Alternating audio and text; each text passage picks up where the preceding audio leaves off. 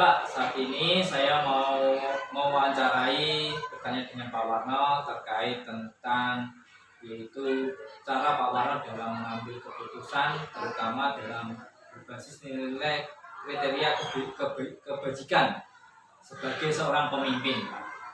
Nah, untuk yang pertama, Pak, bagaimana Pak Warno dalam mengidentifikasi kasus-kasus yang merupakan dilema etika atau rujukan moral yang sudah Pak Warno alami? Ya, terima kasih Pak Anatri yang sudah memberi pertanyaan kepada saya. Untuk pertanyaan yang pertama itu adalah bagaimana cara mengidentifikasi suatu permasalahan. Itu dalam melakukan mengidentifikasi itu tidak terlepas dari pengamatan. Nah, pengamatan yang dimaksud di sini adalah untuk pengumpulan fakta-fakta dan data-data. Akhirnya setelah kita bisa mengumpulkan data atau fakta yang di lapangan yang berhubungan dengan kasus yang terjadi, itu nanti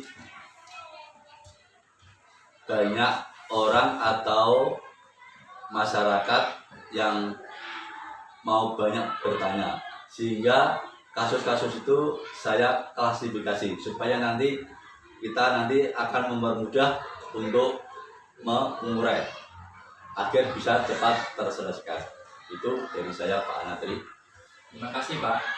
Kemudian Pak, bagaimana Pak Warno selama ini dalam menjalankan pengambilan keputusan di sekolah Pak Warno, terutama untuk kasus-kasus di mana ada dua kepentingan yang sama-sama benar atau ada juga sama-sama mengandung nilai kebajikan, Pak? Ya, terima kasih Pak Anatri untuk pertanyaan yang kedua. Jadi untuk melakukan analisis dampak dari pengambilan keputusan ini, saya tetap ada skala prioritas. Skala prioritas ini kita betul-betul menimbang, mengingat, karena nanti keputusan ini akan berakibat fatal kalau tidak saya prioritaskan.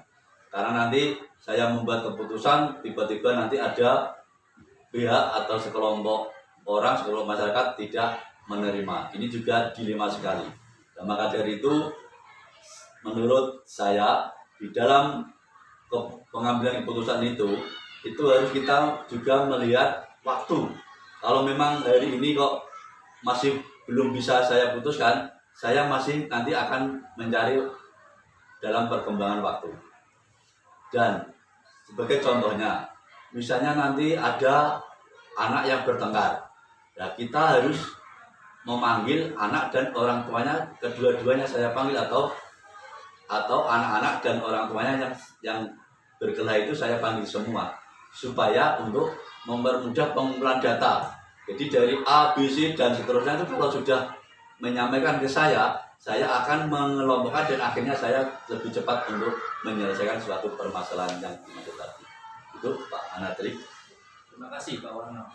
Kemudian Pak, terkait tentang langkah-langkah atau prosedur seperti apa yang selama ini Pak Warno lakukan dalam pengambilan keputusan? Ya, terima kasih Pak Anatri.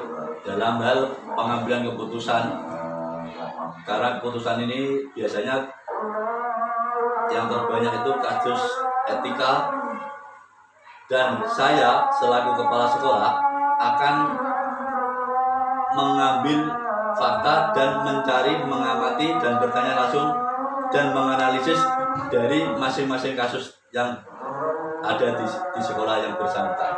Dan maka dari itu kami juga tidak mengesampingkan para guru, terutama guru-guru senior.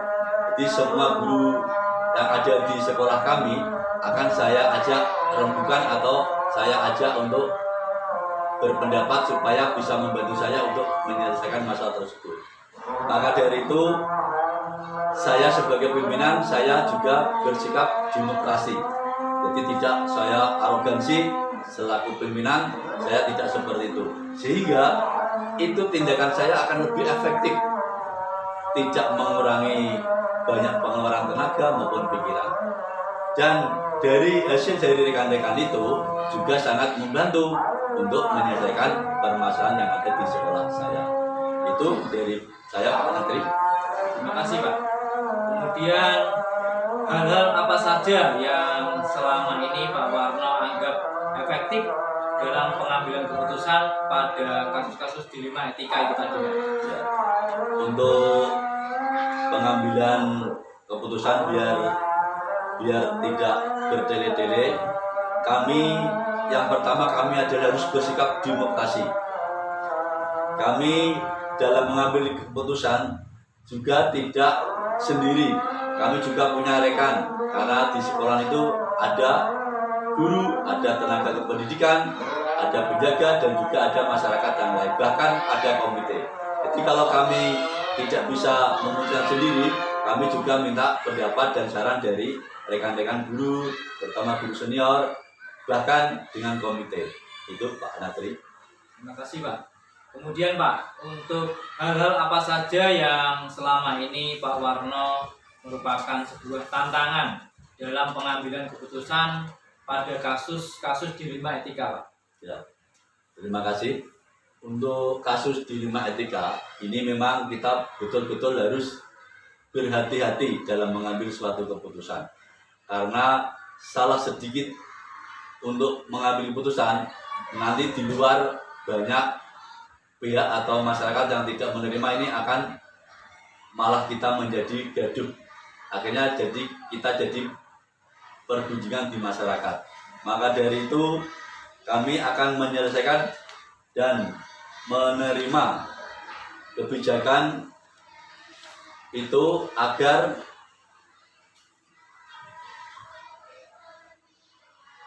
dalam mengambil keputusan untuk para wali murid itu juga terkadang menghambat kebijakan dari kepala sekolah. Oleh karena itu kepala sekolah sering kali meminta bantuan dari kepala desa maupun komite. Jadi keputusan yang berhubungan dengan wali murid ini biasanya kita itu sering berhubungan dengan komite dan kepala sekolah dan kepala desa. Itu Pak Anatri, ya. Terima kasih, Pak. Kemudian, Pak, untuk Pak Warno memiliki sebuah tata kala atau jadwal tertentu dalam sebuah penyelesaian kasus dilema etika yang tadi Pak Warno sudah hadapi. Apakah Pak Warno itu langsung menyelesaikan di tempat atau memiliki sebuah jadwal untuk menyelesaikannya? Bentuk atau prosedur seperti apa yang Pak Warno jalankan? Ya, terima kasih. Untuk schedule atau jadwal suatu permasalahan di sekolah, itu kami akan mengambil jadwal dahulu. Nah, jadwal itu berhubungan dengan di sekolah. Misalnya masalahnya anak itu kok berada di dalam sekolah atau sebelum jam pulang, ya kita akan menunggu jadwal nanti untuk saya panggil yang bersangkutan ya di sekolah yang bersangkutan. Jadi kalau nanti kita memanggil juga bersama-sama ya di sekolah yang bersangkutan. Jadi nanti kita ada waktu, ada jadwal khusus, bisa saya pertemukan dari berbagai pihak yang berhubungan dengan permasalahan yang bersangkutan. Itu Pak Anatri. Terima kasih, Pak Warno. Ya. Kemudian, Pak, adakah seseorang atau faktor-faktor apa yang selama ini mempermudah atau membantu Pak Warno dalam mengambil keputusan dalam kasus-kasus dilema etika tadi, Pak? Ya. Terima kasih Pak Anatri. Untuk pihak-pihak yang sering membantu dalam permasalahan dilema di sekolah kami, biasanya kami selaku kepala sekolah memang tidak meninggalkan bantuan dari komite, dari tokoh-tokoh masyarakat, dari para tokoh agama, ulama maupun pendeta. Itu sering saya lakukan karena demi kebaikan bersama, nanti untuk memecahkan suatu permasalahan di sekolah itu bisa terselesaikan dengan kondusif. Dan akhirnya tindakan-tindakan yang saya jalankan itu akan membuahkan hasil yang lebih baik. Itu Pak Natri. Terima kasih, Pak. Untuk pertanyaan terakhir, Pak, dalam semua hal yang sudah Pak Warno sampaikan tadi, pembelajaran apa yang dapatkan dari pengalaman Pak Warno mengambil keputusan di lima etika tadi? Ya, ya terima kasih. Dari pengalaman saya sebagai kepala sekolah untuk untuk penjelasan mengenai keputusan yang dilema itu, saya menghimbau atau menyampaikan atau mengingatkan kepada rekan-rekan guru, baik guru umum maupun yang guru penggerak, agar di dalam menyelesaikan suatu permasalahan jangan diselesaikan sendiri. Jadi guru yang bersangkutan itu harus minta bantuan atau penjelasan kepada rekan-rekan guru atau komite, bahkan kepala desa, bahkan tokoh-tokoh masyarakat dan tokoh agama termasuk kiai dan pemerintah.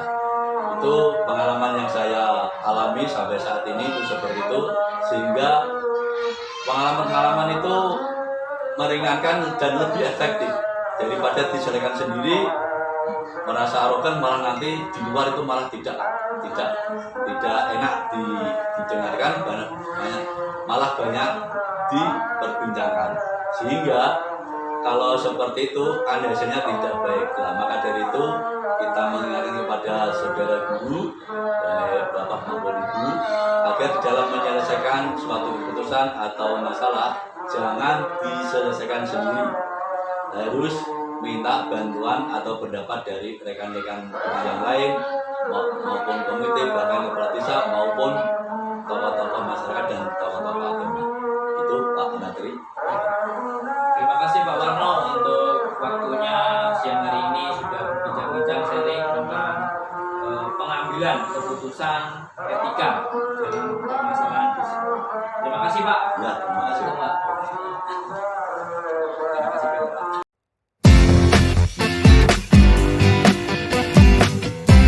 Selamat pagi Pak, selamat pagi Mas. Pagi hari ini saya mau meminta sharing dengan Pak Selamat terkait tentang cara Pak Selamat ketika pengambilan keputusan di mana dihadapkan dengan dilema etika atau rujukan moral Pak. Begini Pak, yang pertama yang saya mau tanyakan itu bagaimana Pak Selamat dapat mengidentifikasi kasus-kasus yang merupakan dilema atau rujukan moral Pak. Terima kasih Mas. Yang pertama yang kita lakukan adalah melakukan identifikasi permasalahan. Itu biasanya sering kita hadapi, terutama di lembaga sekolah yang kita pimpin itu, dari teman-teman guru. Itu kan biasanya kita perlu mengambil keputusan itu. Kalau dilema etika biasanya itu kan dua-duanya itu benar Mas, tapi bertentangan. Itu sering terjadi seperti itu. Sedangkan untuk rujukan moral itu kan tinggal kita menentukan itu hal benar atau salah, seperti itu. Identifikasinya seperti itu saja. Baik Pak, terima kasih. Kemudian Pak, yang saya tanyakan, ketika Pak Selamat menjalankan pengambilan keputusan di sekolah, terutama untuk kasus-kasus di mana ada dua kepentingan yang sama-sama benar atau sama-sama mengandung nilai kebajikan, itu bagaimana Pak Selamat menanggapi seperti itu? Kalau saya menanggapi masalah itu, biasanya saya akan melakukan hal-hal, contohnya ya saya identifikasi dulu masalahnya, terus mana yang mengandung kebenaran lebih atau nilai manfaat yang lebih banyak itu, terus yang ketiga permasalahan mana yang kita anggap paling mendesak atau paling penting kaitannya dengan mungkin pribadi dari guru atau sekolah. Terus komunikasi maksudnya. Baik Pak, ketika pengambilan keputusan itu Pak, langkah-langkah atau prosedur seperti apa yang Pak Selamat itu lakukan selama ini Pak?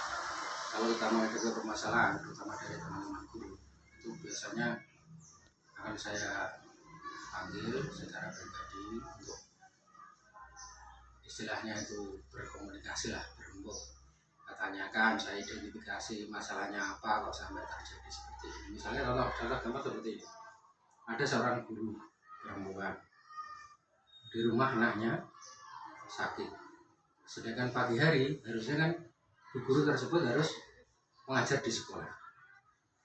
Itu kan biasanya kalau guru yang baik pasti akan izin di sekolah. Nah, kalau izinnya itu lebih dari 3 hari, mestinya ada klarifikasi. Nah, itu kan untuk permasalahan ini kan termasuk dilema etika. Karena apa? Dia harus menjaga anaknya, itu suatu kewajiban yang mengandung kebenaran, sedangkan bu guru tadi juga punya kewajiban di sekolah. Nah, itu oleh karena itu semua itu perlu diidentifikasi, kemudian dikomunikasikan alasannya apa, kita ajak diskusi gurunya, terus kita cari alternatif permasalahannya. Wah, ini harusnya jalan keluarnya seperti ini, misalnya seperti itu. Juga mungkin perlu kita libatkan dari teman-teman, misalnya wah ini anaknya terlalu lama sakitnya, ini terlalu parah penyakitnya, mungkin ini perlu guru pengganti yang bisa menggantikan tugas dari bu guru tadi di kelas. Itu mungkin solusi pemecahannya. Dan yang terakhir, segala hal yang terjadi seperti itu harus dikomunikasikan sehingga tidak ada pihak-pihak yang dirugikan, baik secara pribadi, gurunya juga nyaman, terus sekolah juga tidak. Itu hal prosedurnya. Terima kasih Pak. Kemudian Pak, ketika selama ini Bapak hal-hal apa saja yang selama ini Pak Slamet anggap efektif dalam pengambilan keputusan pada kasus-kasus dilema etika tadi Pak? Itu tadi identifikasi masalah. Terus yang kedua, diskusi, diadakan diskusi bersama guru yang bersangkutan, memerlukan bantuan dari pihak ketiga kalau memang dibutuhkan, mencari solusi pemecahan masalah dan mencari pemecahan masalahnya. Itulah hal yang saya lakukan. Terima kasih Pak. Kemudian Pak, ketika menghadapi seperti itu Pak, hal apa saja yang Pak Slamet ini merupakan tantangan dalam pengambilan keputusan pada kasus-kasus dilema etika tadi Pak? Tantangannya itu biasanya dari pihak guru atau tenaga pendidikan tersebut kurang terbukaan. Satu, yang kedua biasanya tidak adanya pihak yang mau membantu itu. Terus yang ketiga itu keterbatasan tenaga. Terus tidak ada komunikasi. Nah, itu tantangan sendiri itu. Oleh karena itu dari saya sebagai kepala sekolah di sini yang dikeluarkan di sekolah berusaha menggali bila terjadi permasalahan seperti itu. Loh, kok ini terjadi seperti ini? Mestinya kita tanggap. Oh, ini harusnya yang bersangkutan kita undang. Kenapa kok ibu kok tidak masuk lebih dari 3 hari misalnya itu? Nah, ini keterangannya apa? Itu perlu kita gali terus itu tadi sehingga ada pemecahan masalah. Jadi masalahnya tidak berlarut-larut sehingga ada pihak yang dirugikan. Terutama kalau memang kaitannya dengan masalah pribadi keluarga itu kan biasanya kalau itu tidak diselesaikan yang dirugikan tentu anak-anak tentunya juga kan nanti kaitannya juga sebagai pemangku kepentingan dari ini masyarakat pengguna jasa sekolah itu juga dirugikan. Itu contohnya itu nanti kalau dibiarkan itu berlarut-larut akan menjadi budaya yang jelek di sekolah itu sehingga nanti termasuk budaya kerjanya juga tidak baik. Karena apa? Misalnya berbuat yang seperti ini kok dibiarkan saja oleh pihak pimpinan sekolah, misalnya seperti itu Mas, contohnya itu. Terima kasih Pak. Kemudian Pak, ketika Pak Slamet memiliki sebuah jadwal tertentu dalam sebuah penyelesaian kasus dilema etika, apakah Pak Slamet itu langsung menyelesaikan di tempat atau harus memiliki sebuah jadwal untuk menyelesaikannya? Bentuk atau prosedur seperti apa yang Pak Slamet jalankan seperti itu tadi Pak? Ya, lihat permasalahannya. Kalau masalahnya itu mendesak, urgen atau penting dan perlu segera ada penyelesaian, biasanya kita selesaikan langsung. Contohnya tadi misalnya menyangkut anaknya sakit, gurunya tidak hadir lebih dari 3 hari, itu perlu kita selesaikan secara cepat. Tapi katanya kalau dengan kepentingan sekolah, misalnya hubungannya dengan kepentingan anak-anak secara garis besar atau massal itu, maka kita perlu membuat jadwal untuk menyelesaikan masalah itu. Juga mungkin perlu mengundang pihak-pihak yang bisa membantu menyelesaikan masalah, misalnya dari ketua komite atau kita undang komite semuanya, mitra sekolah, juga mungkin dari pihak-pihak yang punya kepentingan, misalnya tokoh masyarakat atau yang lain, nanti kalau hubungannya dengan desa juga mungkin dengan yang lain, misalnya untuk masalah di sekolah yang sering terjadi itu kan, yang sekarang lagi marak masalah bullying itu kan juga perlu ada perencanaan yang seperti itu. Kita mungkin bisa mengundang dari kepolisian, dari pengalaman masyarakat yang punya kasus seperti itu, sehingga nanti bisa membantu pembinaan anak-anak di sekolah, sehingga kedepannya proses atau hal-hal yang buruk itu tidak terjadi di sekolah. Itu contohnya itu. Jadi lihat permasalahannya. Baik, Pak. Kemudian Pak, adakah seseorang atau faktor-faktor apa yang selama ini mempermudah atau membantu Pak Slamet dalam pengambilan keputusan dalam kasus-kasus dilema etika tadi, Pak? Ya, itu tadi kalau seseorang yang sering kita gunakan, misalnya mitra sekolah, itu satu. Kemudian dari kalau permasalahannya anak-anak menyangkut yang nanti masuk ke sekolah baru, kita kemudian mitra sekolah. Untuk kepentingan masyarakat, kita bisa menggunakan ke komite sekolah atau menggunakan jasa dari tokoh masyarakat, tokoh agama, jadi tokoh-tokoh yang ada di sekitar kita. Itu juga dari pihak guru, mungkin guru yang domisilinya ada di desa kita ini, tempat sekolah kita, itu sering kita gunakan jasanya untuk membantu sebagai mediator, istilahnya orang yang sebagai penghubung dengan masyarakat, antara sekolah dengan masyarakat. Itu contohnya itu. Baik, Pak. Terakhir, Pak, dari semua hal yang telah Pak Slamet sampaikan tadi, pembelajaran apa yang Pak Slamet bisa petik dari pengalaman Pak Slamet ketika mengambil keputusan dilema etika tadi, Pak? Yang pertama, masalah terbuka. Jadi dari pihak-pihak yang mengalami hal tersebut, dari pihak guru, tenaga pendidikan, harus terbuka permasalahannya. Dan saya sebagai pimpinan memang selalu membuka diri, Mas, membuka diri untuk siap menerima istilahnya keluhan, aduan, terus masalah yang dialami teman-teman. Terus yang kedua, ada komunikasi sehingga kita dapat menjalin diskusi. Jadi terbuka, terus ada komunikasi, terus yang ketiga ada solusi pemecahan masalah, dan yang keempatnya itu pemecahan masalah. Jadi hal-hal yang perlu yang dapat kita garis bawahi kalau kita mengalami dilema etika, yang pertama adalah keterbukaan, kedua ada komunikasi, terus yang ketiga yang penting ada solusi, sehingga tidak ada yang dirugikan. Ada tiga hal ini yang diingatkan tadi: terbuka, komunikasi, solusi. Baik, Pak Slamet, terima kasih banyak untuk waktunya pagi hari ini. Boleh kita sharing tentang pengambilan keputusan terkait tentang menghadapi dilema etika atau kejujuran moral. Baik, Pak, terima kasih banyak. Selamat pagi, Pak. Sukses selalu.